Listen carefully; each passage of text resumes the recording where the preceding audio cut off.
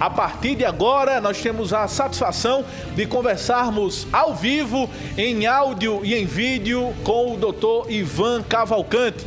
Ele participa do programa Olho Vivo de hoje, em áudio e em vídeo, direto do seu consultório, no Laboratório de Análises Clínicas, Dr. Ivan Cavalcante, aqui em Cajazeiras, situado na Avenida Juvencio Carneiro. Dr. Ivan Cavalcante, seja muito bem-vindo ao programa Olho Vivo. É um prazer enorme, uma satisfação recebê-lo no nosso programa de hoje. Boa tarde.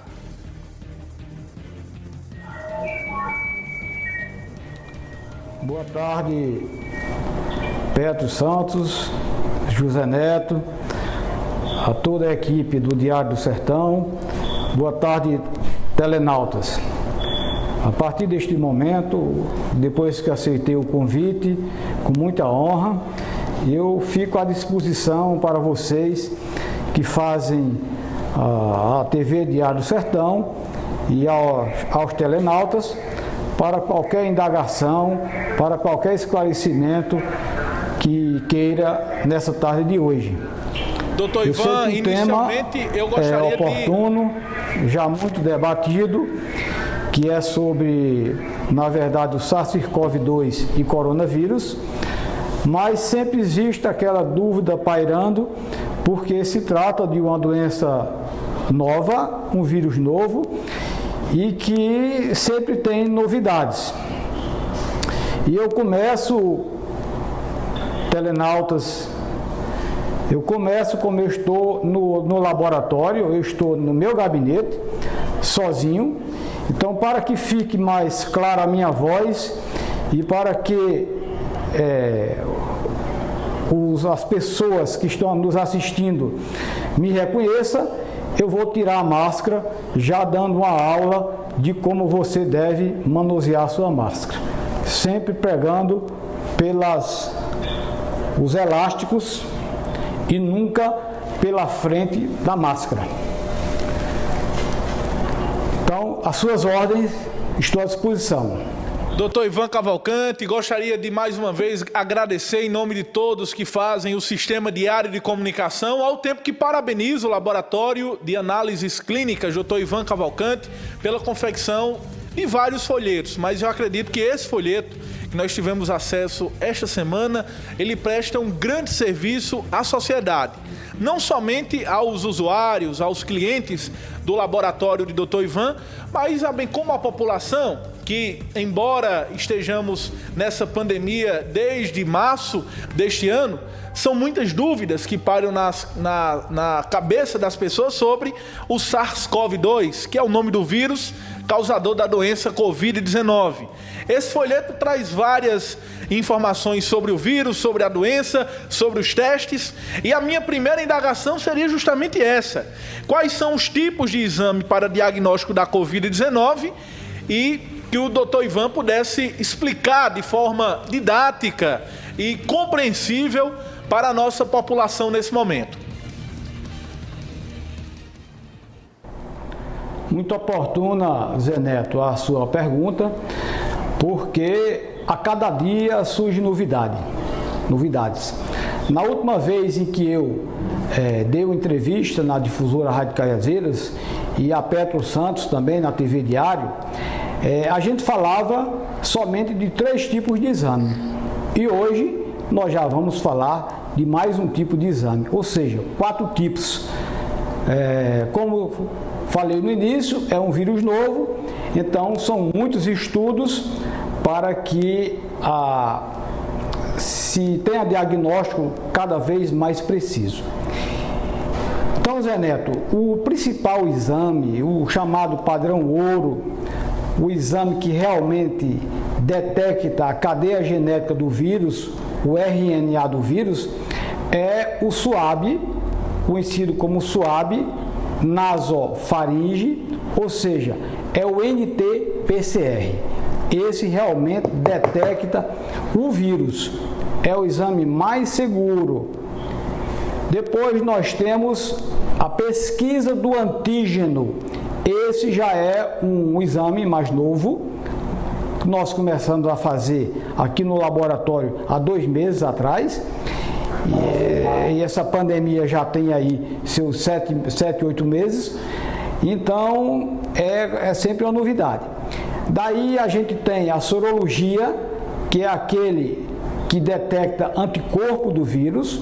Nós temos a sorologia IgM, que é quando está na fase aguda ainda da virose, e nós temos a fase IgG, que é a fase que detecta a imunidade do vírus.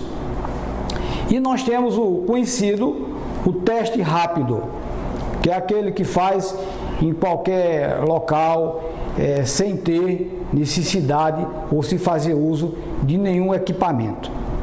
Então são esses, na verdade, os 4 tipos de exame que existem hoje para diagnóstico e para auxílio diagnóstico da Covid-19 ou do SARS-CoV-2.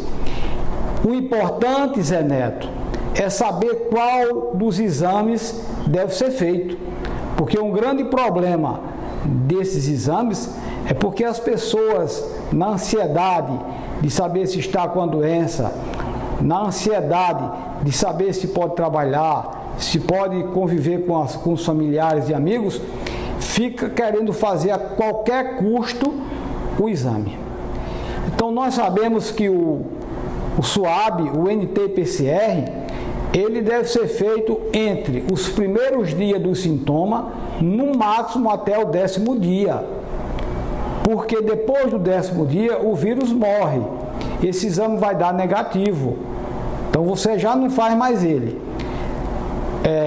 Depois nós temos a pesquisa de antígeno, que detecta o antígeno do vírus, também deve ser feito no início da doença. Ou seja, a partir do 3º dia dos sintomas ou da suspeita, no máximo até o 7º dia.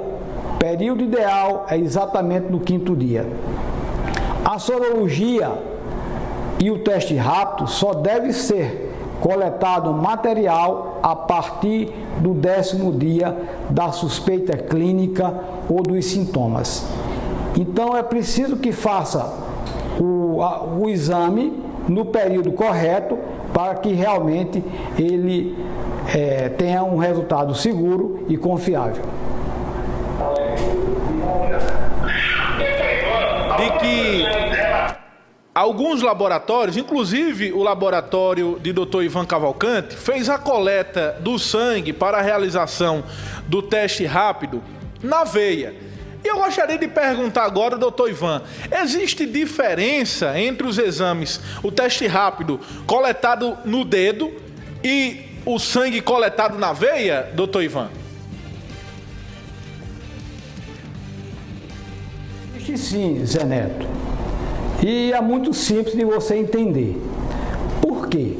Quando você está fazendo o teste rápido colhido no dedo, você está colhendo o sangue e colocando naquele sabonetinho, como a gente chama, naquela packzinha, você está colocando o sangue integral, ou seja, sangue total, até com aquela cor avermelhada.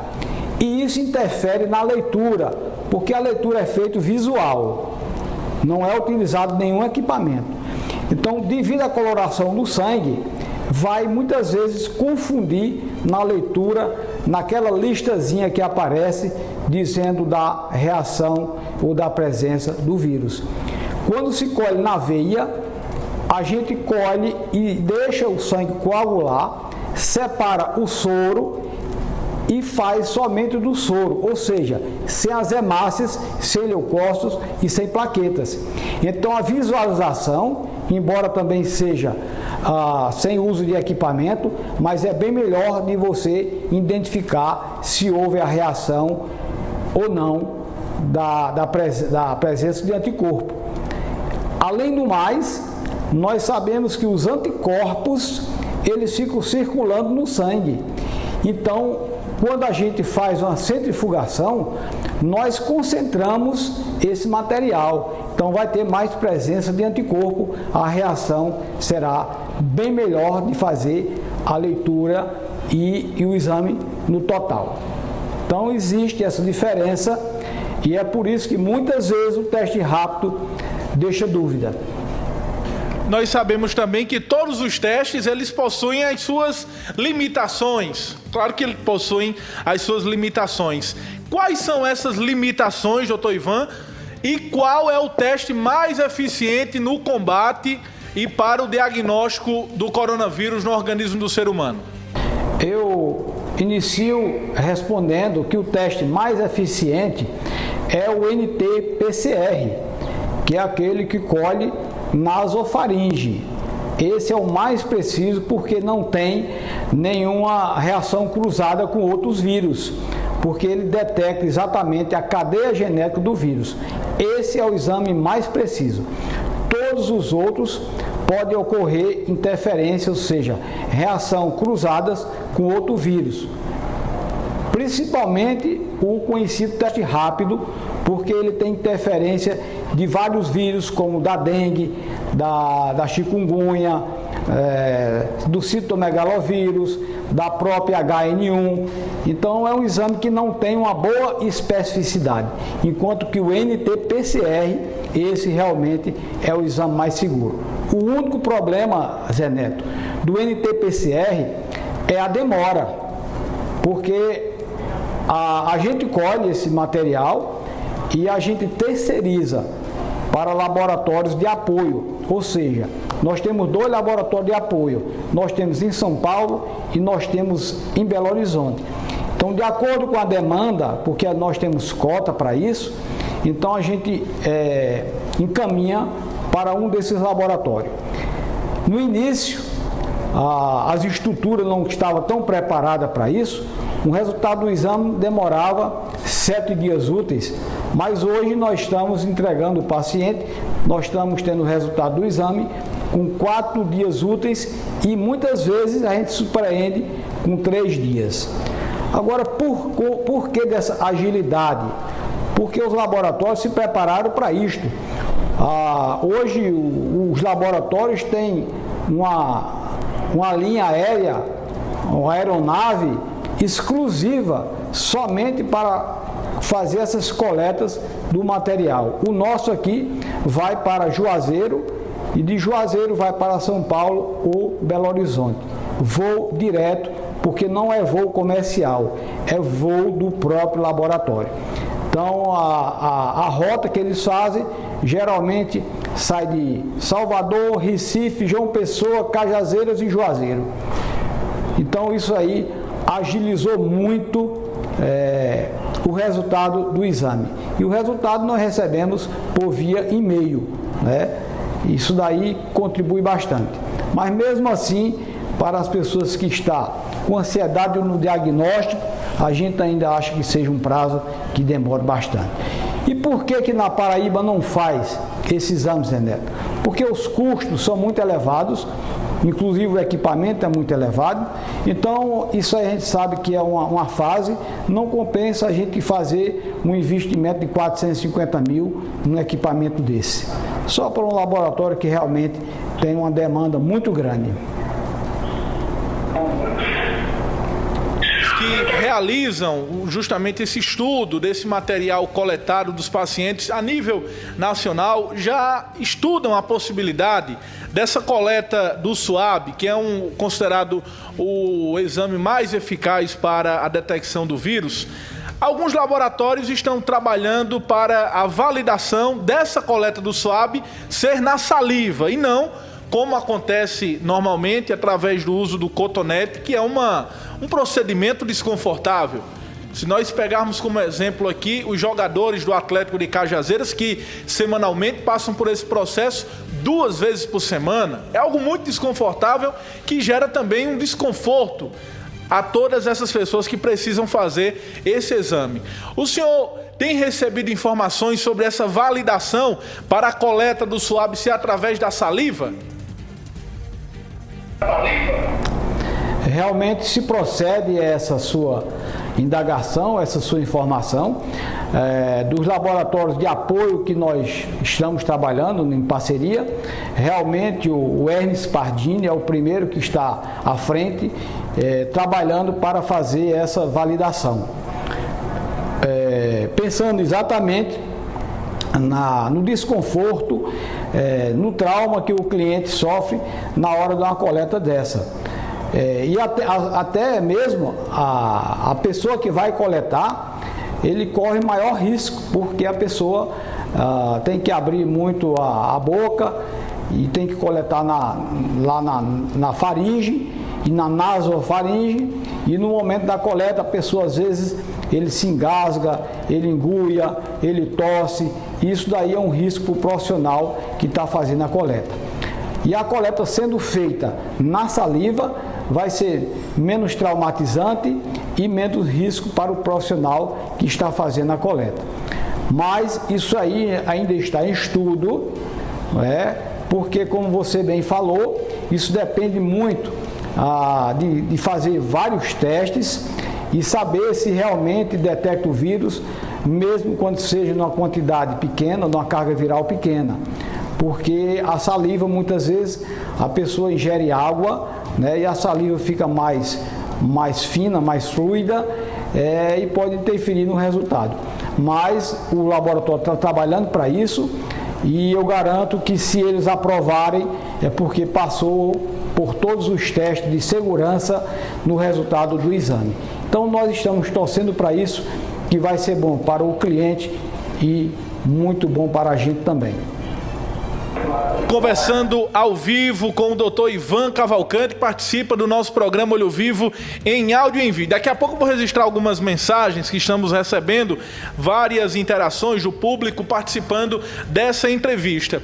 Dr. Ivan, nós estamos vivenciando a pandemia do novo coronavírus há quase 7 meses, iniciando já o 8º mês da pandemia do novo coronavírus.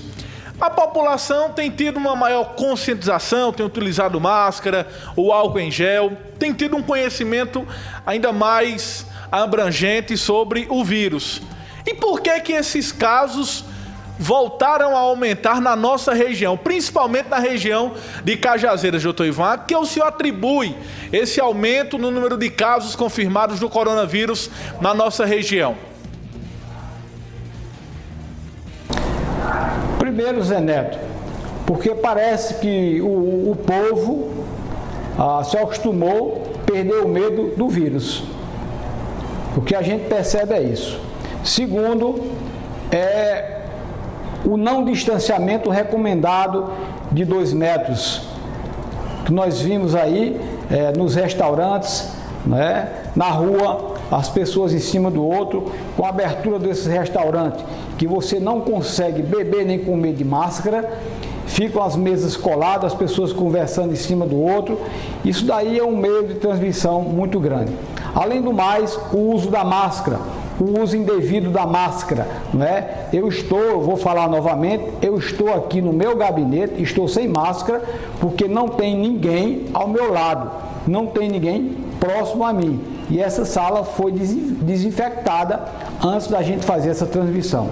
Além disso, o uso da máscara, A gente tem que pegar na máscara sempre pelo elástico. Eu estou colocando aqui a máscara pelo elástico. Se eu vou tirar a máscara, eu tenho que tirar essa máscara pegando no elástico. Mas o que nós assistimos e vimos por aí são as pessoas com a máscara no queixo, são as pessoas pegando na frente da máscara. Na frente da máscara é onde está toda a contaminação. Se você pega na frente da máscara e você pega aqui no birô, você pega na sua própria mão, passa a mão no rosto, você está levando o vírus. A máscara é para proteger isso. Além do mais, a gente assiste pessoas com a máscara folgada aqui em cima, até abaixo do nariz. Então esse espaço folgado aqui em cima faz com que as gotículas de saliva que estão circulando por ali, os aerossóis, ele caia e vá direto para o seu nariz. Então tudo isso favorece com que o vírus circule. Então vocês vejam como eu tirei a máscara, pegando pelo elástico. Isso é o que procede. Além disso, do mau uso da máscara, eu sei que o que contribuiu muito, quero deixar bem claro aqui, não foi a abertura do comércio, porque o comércio abriu, mas os casos tinham diminuído. Por quê? Porque as empresas estão preparadas para isso, exigindo o acesso só de máscara, fornecendo álcool gel, álcool a 70, exigindo distanciamento. Mas no momento em que começou a campanha eleitoral, que foi um grande erro do governo, ter permanecido com a eleição, adiando só um mês, com a abertura da campanha eleitoral, nós vimos que os casos aumentaram. Por quê? Exatamente porque as pessoas estão fazendo aglomeração, fazendo discurso. A gente tem visto aí pessoas fazendo discurso sem máscara. As pessoas indo aí para as carreatas, eu tenho observado de longe, sem máscara. Então isso daí tem contribuído bastante para que os casos tenham aumentado. A gente observa, todo mundo é conhecedor, de que tudo foi adiado esse ano no país. Não houve o Enem, não houve meu congresso de análise clínica, meu congresso de patologia clínica, feira hospitalar, Olimpíadas, Rock in Rio, São João, tudo isso foi adiado. Eventos religiosos. E por que a eleição não foi adiada? Que interesse é esse? Por mais um ano.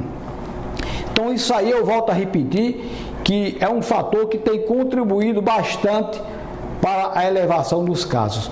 E isso nós estamos constatando no nosso laboratório, porque a quantidade de exames tem aumentado a cada dia, e ainda mais Zeneto e telenautas. O mais agravante é que os casos positivos têm aumentado.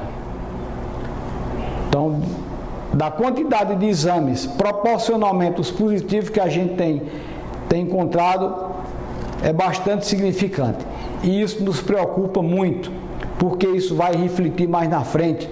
Vocês vão ver quando passar essas eleições, medidas drásticas serão tomadas. E como falei no início, a população, o povo em geral, perdeu o medo do vírus. Por quê? Vocês vejam que no início da pandemia, no início da doença, morria mais gente do que está morrendo agora. Então, por isso que as pessoas estão vendo, muita gente teve Covid e se recuperou, então as pessoas perderam o medo. Mas não é todo mundo que consegue o sucesso, né? Esse sucesso vai depender do seu diagnóstico, do início do tratamento. Eu quero abrir um parênteses aqui e passar uma informação para vocês, Zeneto e telenautas, de que o governo cometeu uma grande falha, um grande erro no início da pandemia. A gente ouvia nos jornais, de televisão, de rádio, carros na rua, de que você permanecesse em casa e que você só procurasse o serviço de saúde quando você já estivesse sentindo cansaço e falta de ar. Isso foi um erro grave. Mas por que aconteceu isso? Era o início da pandemia, era o início da doença, ninguém sabia realmente como tratar o vírus. E o governo, o próprio Ministério da Saúde, recomendava isso. Por quê? Porque o nosso sistema de saúde não estava preparado para atender uma grande demanda. A gente sabia que os hospitais, as casas de saúde iam entrar em colapso, porque todo mundo ia correr atrás de um atendimento médico, de um atendimento no hospitalar. Então o governo terminou fazendo isso, e o que contribuiu para que a doença se alastrasse mais, quer dizer, se você começa a tratar a doença no início, ou seja, quando você começa a tratar o vírus, o SARS-CoV-2, que esse tratamento é até o 10º dia, então o tratamento é mais suave, é mais fácil, menos agressivo, Então, quando você começa a tratar, depois que você está com o Covid-19 e numa fase mais avançada, nem sempre você tem sucesso. E é isso que a gente observava e é isso que nós estamos observando. Quer dizer aqui, uma coisa é você tratar o vírus, que é o SARS-CoV-2. Outra coisa é você tratar a doença, que é o Covid-19. As pessoas confundem muito isso e o tratamento é totalmente diferente. Então é por isso, Zé Neto, que a gente tem observado realmente esse aumento dos casos. Ok, doutor Ivan Cavalcante, inclusive interage nessa entrevista, prestigia sua entrevista ao vivo aqui nos estúdios da TV Diário do Sertão, nossa querida Josileide Oliveira, ela que é enfermeira por formação e tem dado apoio, suporte também aqui na TV durante esse período dos debates. Não é isso, Josi? Boa tarde, boa tarde a doutor Ivan Cavalcante. Boa tarde, doutor Ivan, excelente, competente, profissional. Eu tenho uma dúvida, Zé Neto. Fique à vontade. A gente está auxiliando aqui nas eleições, hoje tem debate com os prefeitáveis de Aparecida, às 8 horas. E então a gente adotou a medida de fazer a verificação da temperatura em todos que adentrarem o local. Aí eu quero saber, doutor Ivan, por quantos dias que a febre pode persistir numa pessoa infectada e até onde é efetivo essa medida. Obrigada. Eu queria que você mostrasse a bolsa aí também, sim, né? Porque... Tá. Aos enfermeiros e médicos, super saudade de saúde, né? Aí eu já ando, profissionalmente eu ando com o brinde, a bolsa do doutor Ivan Cavalcante, para onde eu vou. Faz toda a diferença. Isso, que a gente acredita no seu trabalho. Doutor Ivan. Muito obrigado, Josileide, pela sua participação, pelas suas palavras. Realmente, Josileide conhece o nosso trabalho de perto, porque Josileide foi minha funcionária. Talvez vocês nem soubessem disso, mas Josileide trabalhou um bom tempo comigo, uma competente profissional, ela trabalhava aqui no nosso atendimento. E realmente a gente tem trocado algumas ideias, algumas informações. Mas respondendo a sua pergunta, Josileide, realmente nem todo mundo eleva a sua temperatura. Tem pessoas assintomáticas, tem pessoas que nem febre têm. E outras pessoas têm uma leve febre e essa febre vai aumentando de acordo com a replicagem do vírus. E por que umas pessoas têm essa reação mais forte do que outras, Josileide? Veja só, a febre no jovem, na criança, ela responde mais rápido. Na pessoa de meia idade, já mais ou menos. A febre no idoso, às vezes, passa despercebido. O sistema imunológico do idoso é mais lento. Vocês podem observar que a criança é quem mais tem febre. O sistema imunológico da criança mostra logo que existe alguma coisa errada. Tá? Então, isso favorece, às vezes, a febre passar despercebida. Eu quero chamar a atenção aqui, aproveitando a pergunta de Josileide, quanto a essa história de pessoas assintomáticas, pessoas que têm uns efeitos, uns sintomas mais do que outros. Primeiro eu quero dizer o seguinte, o pior contágio que tem, a pior disseminação do vírus que existe, é no início da doença, naquelas pessoas assintomáticas. Esse é o grande risco. No início da doença, Josileide, Zé Neto e telenautas, no início da doença, no início que você contrai o vírus está mais poderoso, ele está mais forte. Então, a carga viral ali é sempre maior, a transmissão é sempre maior, ele invade mais células, ele replica mais fácil. A gente já disse aqui, e já escutou de outros meios de comunicação, de que o vírus, a partir do 8º dia, 9º dia, ele vai perdendo o seu poder. No 10º dia, 11º dia, então o vírus já morre. Então significa dizer que quem contrai o vírus já no final da vida dele, 10º dia, a carga viral já está mais fraca, o vírus está mais potente, menos potente, melhor dizendo. Então, às vezes, por isso que os sintomas são mais brandos. Além disso, o sistema imunológico varia de pessoa para pessoa. Tem pessoas que estão com o sistema imunológico equilibrado, então ele responde melhor ao ataque do vírus. O vírus não se replica tanto. E é por isso que se está aí, né, as farmácias vendendo tanta vitamina, o pessoal fazendo tanta dosagem de vitamina D, de zinco e de magnésio, porque a vitamina D, o zinco, o magnésio e a vitamina C estimula o organismo a produzir anticorpos, a melhorar o sistema imunológico. Então isso é uma cadeia do sistema imunológico. Inclusive, Zé Neto, eu quero mostrar aqui a vocês um arsenal aqui de certificado, e esse daqui foi o último certificado que exatamente foi a respeito do sistema imunológico. Então eu vou passar rapidamente aqui para vocês que quando começou essa pandemia eu comecei a estudar e fazer curso. Olha um aqui, olha outro certificado aqui,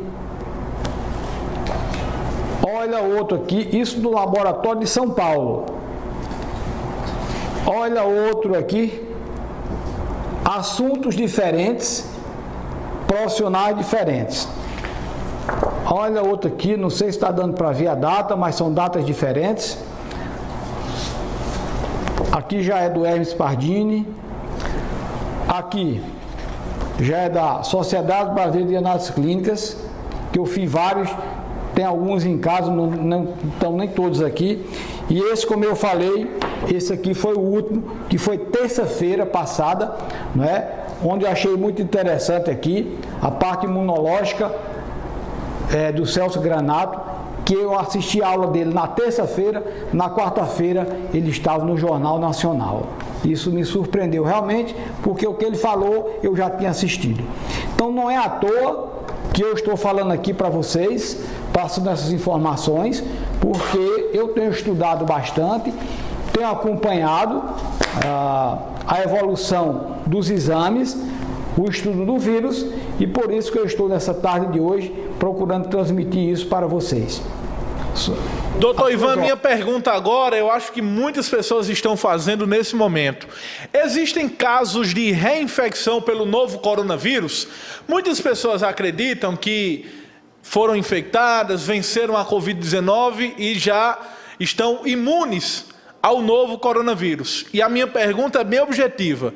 Existe a possibilidade de uma pessoa que foi infectada há alguns dias atrás, alguns meses atrás, ser novamente infectado pelo novo coronavírus, doutor Ivan? Zé Neto, sua pergunta foi bastante objetiva e a minha resposta também. Esta imunidade não é definitiva. A pessoa pode contrair de novo o vírus. Isso nós temos constatado já aqui na nossa região, aqui em Cajazeiras. E em contato meu com os colegas em São Paulo, gente que trabalha na área do Covid, já contraiu pela segunda vez.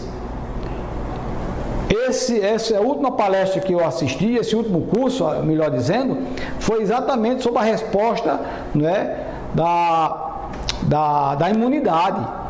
Essa imunidade não é definitiva.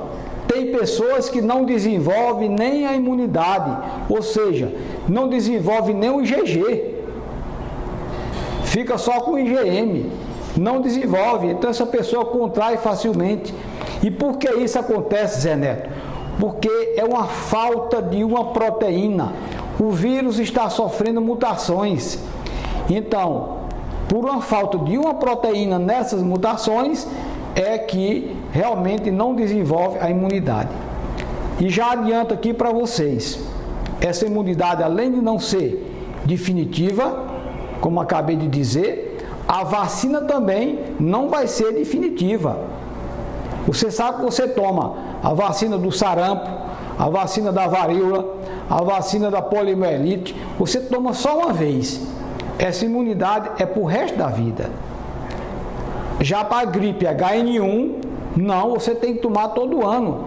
A imunidade da gripe HN1, ela é em torno de 10 meses, mais ou menos isso. E os estudos vêm mostrando de que a vacina para o SARS-CoV-2 não vai ser diferente não. Ela vai ter uma validade mais ou menos de 10 meses. Então, vai ter que se vacinar todo ano. Mas o que se espera é que com a vacina acabe com o ciclo do vírus. Se pelo menos acabar com o ciclo do vírus, você extingue a doença. É isso que a gente está torcendo, que as pessoas se distanciem, que as pessoas usem máscara, porque mesmo sem ter a vacina, mas você vai acabando com o ciclo do vírus. Então, se o vírus só vive no organismo de uma pessoa no máximo 10 dias, se em 10 dias essa pessoa não transmitir o vírus, ele já morreu. Então, vai diminuindo a cadeia de transmissão do vírus. E é isso que nós precisamos ter consciência de acabar exatamente com essa cadeia de transmissão. Doutor Ivan, o governador de São Paulo, João Dória, em parceria com o laboratório chinês Sinovac, está dando prosseguimento à fase de testes da eficácia científica da vacina contra a Covid-19, a vacina Coronavac. O governador de São Paulo defende a obrigatoriedade da vacina. Qual a opinião de doutor Ivan sobre esse tema? Essa vacina, caso esse efeito científico seja comprovado, essa vacina ela deve ser obrigatória ou opcional à população? Zé Neto, antes de tudo eu quero dizer que essa controvérsia que existe dos políticos, dos gestores, isso aí é um momento político. Eles aproveitam para tudo, não é? Um para denigrir a imagem do outro, o outro para aproveitar da situação, para se promover. Agora, falando exatamente a respeito da vacina, eu acho que todo mundo deve se vacinar. O Dória, nessa parte da obrigatoriedade, eu acho que está correto. Porque no momento em que uma pessoa esteja contaminada, ele vai contaminar outras pessoas. Então, se ficar alguém sem tomar a vacina, e esse alguém ser uma quantidade significativa, então pode ocorrer aí ainda a transmissão do vírus. Agora, a questão dessa obrigatoriedade vai ser difícil, porque muita gente vai ter medo de tomar essa vacina. Porque o estudo das vacinas geralmente levam 10 anos. E nós estamos num prazo muito curto pela necessidade de fazer a aplicação em massa, o uso em massa dessa vacina. E o tempo de estudo foi muito curto, ou seja, está sendo muito curto. E a gente já viu aí algumas falhas, né? Algumas pessoas aí que já apresentou alguns sintomas depois que tomou a vacina, né? Alguns efeitos colaterais, já houve caso aí até suspeita de morte, né? Então realmente é uma coisa a se pensar bastante, mas a minha opinião é que realmente seja uma aplicação em massa, desde que o Ministério da Saúde, a Anvisa, a Organização Mundial de Saúde valide aquela vacina. O que é validar? É passar por todos os testes. Depois que passar por todos os testes, então é que deve realmente colocar para uso em massa nas pessoas. Na última semana, o presidente da República, doutor Ivan, o Jair Bolsonaro, disse e defendeu que seria mais barato investir na cura da Covid-19 do que investir na vacina para prevenir a ação do coronavírus. O senhor concorda, discorda dessa afirmação? Qual a opinião do doutor Ivan sobre esse tema? Isso aí, como eu disse, é mais uma querela política. Se ele conseguisse a cura de todo mundo, seria realmente mais barato. Mas como é que ele vai conseguir essa cura se o vírus está sendo transmitido, se está sendo disseminado? Então ele não vai conseguir essa cura, né? Para isso era preciso que realmente não tivesse nenhuma pessoa para transmitir. Enquanto tiver gente transmitindo o vírus, não vai ter cura. Então isso daí é impossível. A cura realmente é com a vacina. Estamos ao vivo com o doutor Ivan Cavalcante, em áudio e em vídeo, no programa Olho Vivo. Deixa eu agora registrar algumas mensagens, muitas pessoas participando do programa, parabenizando a entrevista bastante esclarecedora com o doutor Ivan. Marcos Pinto, parabéns, doutor Ivan, o senhor é um homem iluminado. Eu sou do Iraúna e sempre faço meus exames no seu laboratório. José Clenildo, gostaria que toda a população ouvisse doutor Ivan, não é de hoje que doutor Ivan prega, mas parece que há uma voz no deserto para que a população possa se conscientizar sobre a Covid-19. Quem está nos acompanhando também é o Cristiano Moura, do blog Coisas e Cajazeiras, acompanhando o nosso programa. Beatriz, ela diz o seguinte: doutor Ivan, gostaria de parabenizar pelo investimento que o senhor tem feito na nossa região.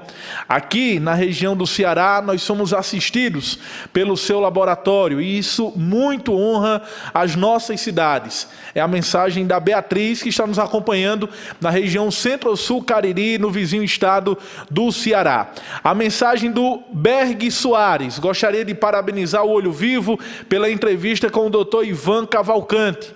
Também o mesmo registro do Walter Cesarino e o Walter Quirino, que estão acompanhando o nosso programa Olho Vivo, muitas pessoas.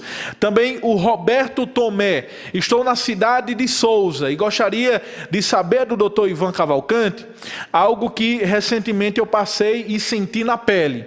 A Unimed declarou que cobre os testes para a Covid-19, mas alguns laboratórios não estariam aceitando. Eu queria saber do doutor Ivan, é a pergunta do Roberto Tomé, se realmente é verdade que a Unimed cobre esses testes para a Covid-19. Ele diz o seguinte: já que o doutor Ivan é um dos maiores aqui no nosso sertão, eu gostaria de saber como ele analisa isso. Eu procurei o laboratório disse que a Unimed não cobria. Fui na Unimed e a Unimed disse que cobria o teste para a Covid-19. E é essa pergunta que ele faz ao senhor nesse momento, doutor Ivan. Eu quero agradecer a todos que nos assistem neste momento, na pessoa do Cristiano Moura, né, que também é farmacêutico, e os demais que nos acompanham. Como você citou vários, eu vou me omitir a citar o nome dos demais. Apenas o Roberto Tomé, que fez uma pergunta bastante pertinente, e eu vou esclarecer o porquê desse problema dos planos de saúde. Não é só da Unimed, mas todos os planos de saúde. Eu vou começar falando pela vantagem. A Unimed, ela paga desde o início o NT-PCR, o principal exame para o diagnóstico do Covid. Ela paga e precisa só de autorizar, né? Tem autorização, porque ela vai avaliar se aquela pessoa realmente está necessitando de realizar o exame. Como esse exame não se coleta dentro do laboratório, quero esclarecer aqui as pessoas, neste momento, nós não atendemos ninguém com suspeita de Covid dentro da unidade do nosso laboratório. Essa coleta é feita em domicílio ou na unidade de saúde ou no drive-thru. Nós temos aqui na nossa unidade uma garagem onde a pessoa agenda e na hora que ele chega em frente à garagem, a menina automaticamente abre o portão da garagem. Essa pessoa já deve estar com sua ficha preenchida, então vai uma pessoa totalmente paramentada colher no próprio carro. Se é uma pessoa que vem de moto, o procedimento é o mesmo, colhe na própria moto. A pessoa não vai descer, não vai adentrar ao laboratório.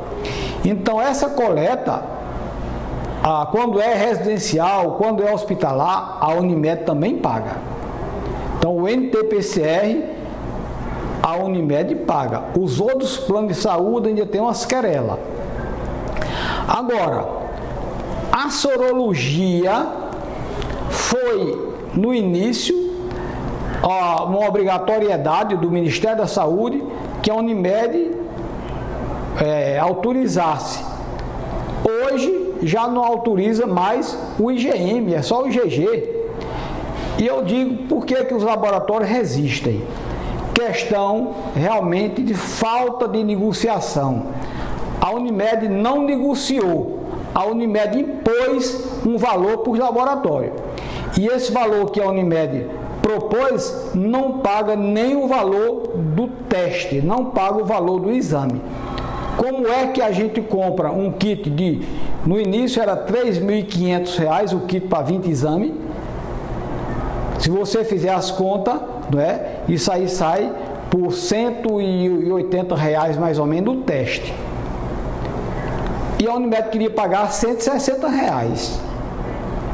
Então é impossível, porque não é só o valor do teste, é os EPIs. Máscara descartável, que está por uma fortuna, luva descartável, a touca descartável, não é? E o risco que a gente corre. A gente passou profissional aqui afastado durante 2 semanas. Ele contraiu no laboratório? Não sei. Ele contraiu na rua? Não sei. Não é? Então, existe isso, não é? E que os planos de saúde têm que ver, porque quando tem um funcionário que se contaminar, quem vai pagar os 14 dias de afastamento do funcionário não é o plano de saúde, não. É a empresa, é o laboratório.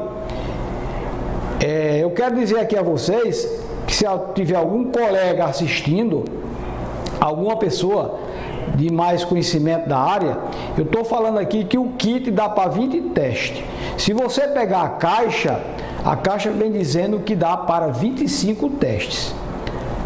Mas Neto, a gente tem 5 testes que a gente tira para a gente fazer o que se chama dentro do laboratório de validação. É a mesma coisa que o Pardini está fazendo com o exame que vai ser realizado futuramente na saliva. Então nós temos que fazer validação. O que é isso? Você compra um kit e você tem que ter segurança com aquele kit. Então nós realizamos exames com resultados conhecidos. A gente compra esse material na Sociedade Brasileira de Análises Clínicas, no PNCQ, que é o Programa Nacional de Controle de Qualidade. Então a gente compra os resultados liofilizados e aqui a gente dilui.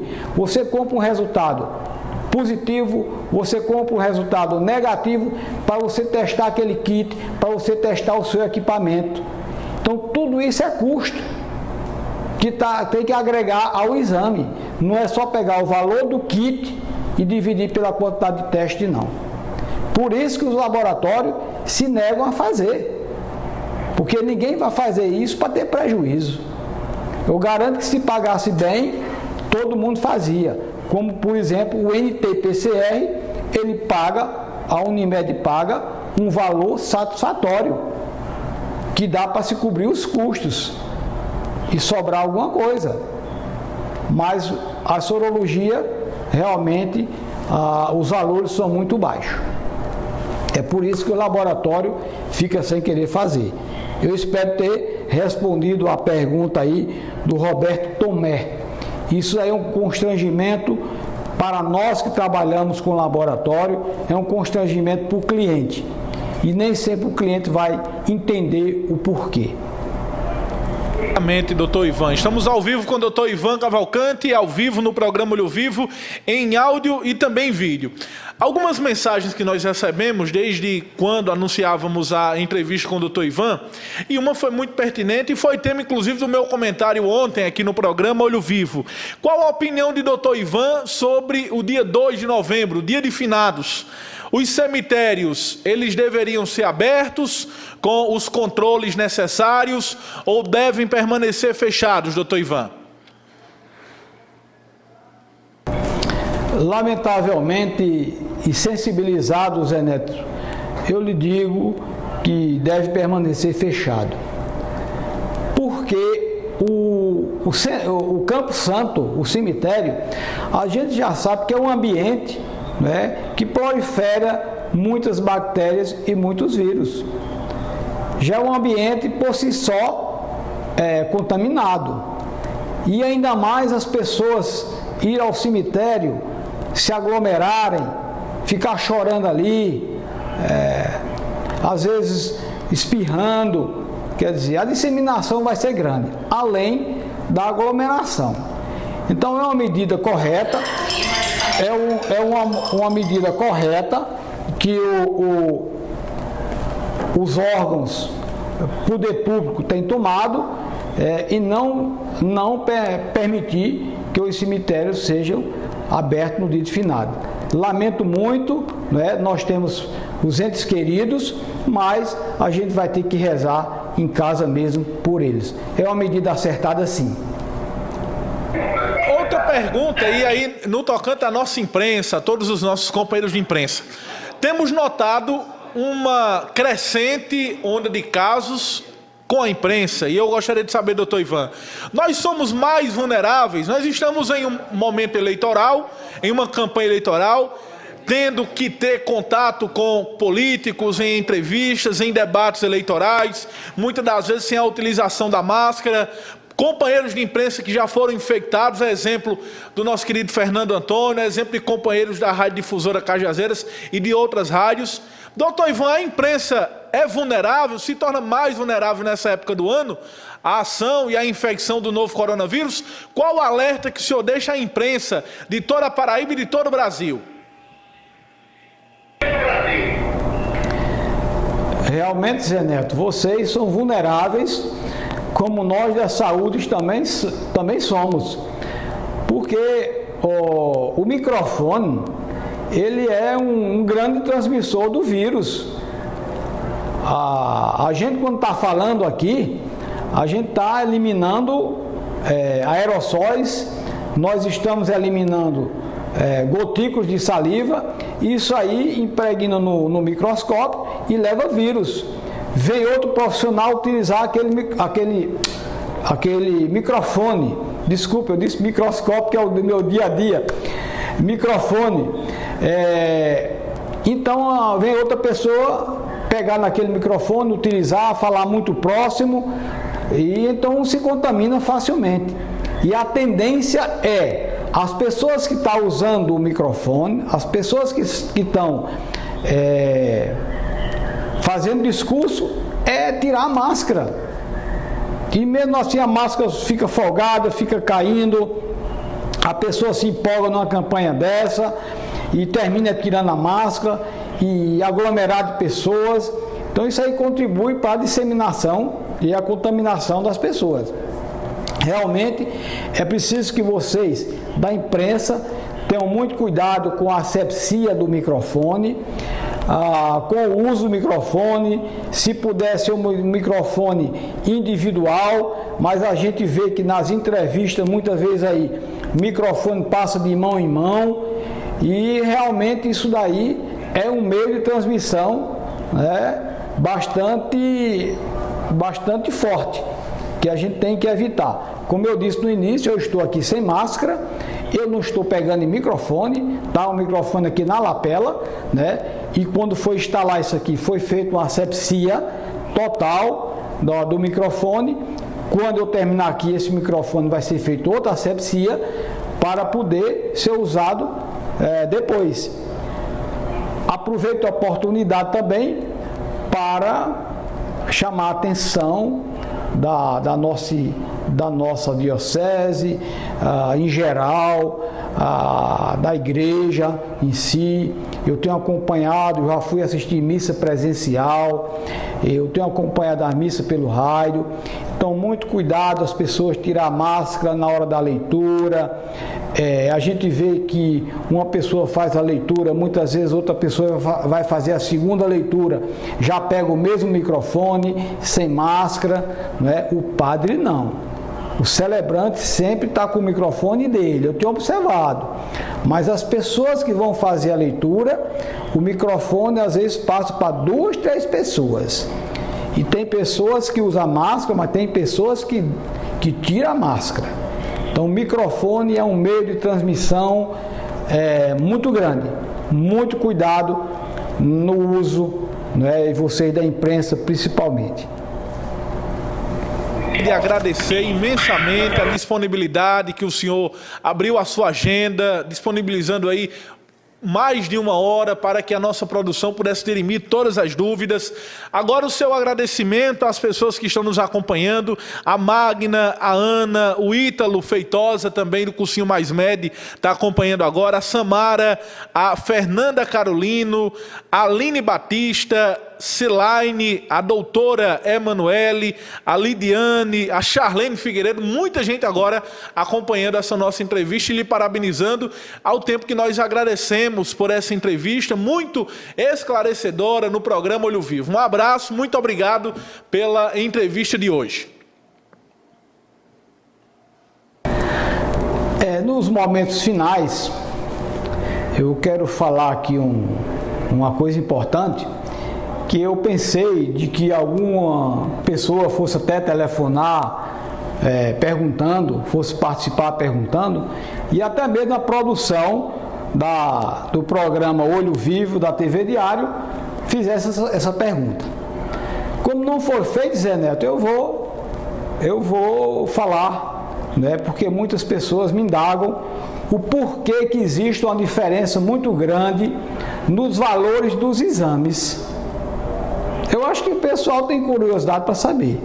E eu vou dizer o porquê. Primeiro, hoje existe muitas empresas fabricando os kits. Empresas de várias marcas. Empresa de credibilidade, empresa que não tem credibilidade. Hoje existe kit, principalmente teste rápido. Existe kit aí. Eu recebi uma proposta hoje, não é? De um laboratório de qualidade, o kit por R$ 2.500. Mas tem aí vendendo até de R$ 1.200 o kit, mas não tem um controle de qualidade bom, não tem uma validação boa. Então isso vai depender muito da marca, do kit que se está usando. É a mesma coisa que acontece com os medicamentos. Se você for na farmácia, você vai encontrar a Novalgina gotas. A Novalgina é o remédio de marca, é o dipirona de marca.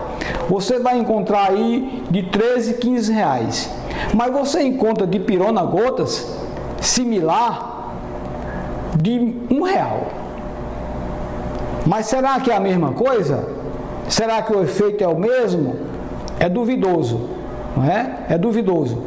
R$1 para você tirar os custos da caixa, da bula, do vidro, do frasco, né? E da substância, do princípio ativo. Para você tirar com R$1, isso é duvidoso. Então a mesma coisa acontece com os produtos de laboratório. Cada laboratório tem seu modo de trabalhar. Então, cada um escolhe o tipo de kit que você vai usar. Então, a gente respeita quem trabalha dessa forma, né? Fazendo promoção, não é? a gente viu aí até fazendo em calçadão, em meio de rua. Então, cada um tem sua maneira de trabalhar. Cada profissional tem seu preço também, além do preço do kit. É por isso que existe essa divergência. Espero que todos tenham entendido, né? Mas, como consulta, existe consulta aqui em Cajazeiras, tem consulta de R$800, tem consulta de R$150. Então, isso aí é natural que aconteça, né? Muita gente trabalha com licitação de prefeitura, eu não trabalho, porque a prefeitura quer menor preço. Menor preço nem sempre é a melhor qualidade. Então a gente evita trabalhar até com essas licitações, tá? Então eu agradeço a produção da TV Diário, do Olho Vivo, na pessoa de Petro Santos, de Zé Neto e toda a equipe que compõe a TV Diário. E mais uma vez eu agradeço a oportunidade de passar esse esclarecimento a todos e continuo sempre à disposição para que a gente sempre passe informação para as pessoas. Não era interessante que eu fizesse tanto curso aqui, não é? E ficasse só para mim. Eu seria muito egoísta. Então, é por isso que quando eu recebi o convite, eu aceitei. O meu problema é exatamente conciliar um tempo, porque nosso tempo é precioso. E nesse período a gente está com uma demanda de exame muito grande e nem sempre a gente sobra uma horinha para isso. Eu já tenho, inclusive, outros convites para outras entrevistas e a gente vai ter que arranjar um tempo também para poder transmitir para as pessoas que nos estimulam, para os nossos clientes, para os nossos amigos, para a comunidade, as informações que for preciso. Muito obrigado, boa tarde a todos.